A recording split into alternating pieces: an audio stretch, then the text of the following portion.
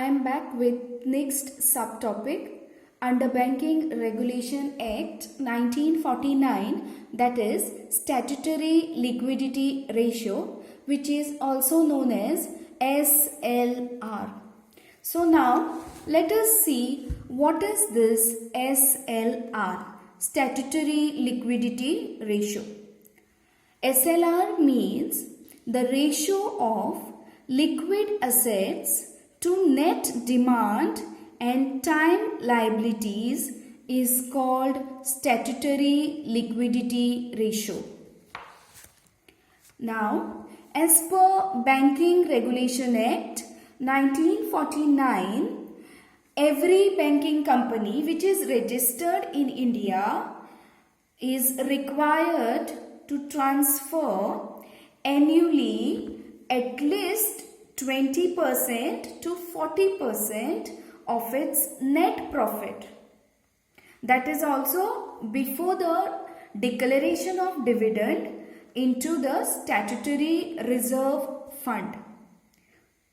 So it means that every banking company which is registered in India compulsory has to transfer annually 20% up to maximum, that is 40% of its net profit before the declaration of dividend, okay, into the statutory reserve fund. So the amount needed, whatever the amount is required, okay, amount is needed to be transferred into the reserve. Okay, now how it is transferred into the reserve depends upon the rate of statutory liquidity ratio, and which is specified by the Reserve Bank of India. Right? Then, now what is the purpose for maintaining this statutory reserve? Right? What are its objectives? Let us see. The main purpose for maintaining the statutory reserve is to ensure that every banking company that is operating in India has sufficient funds to pay depositors as and when required, and also to maintain and strengthen the capital raised by the bank.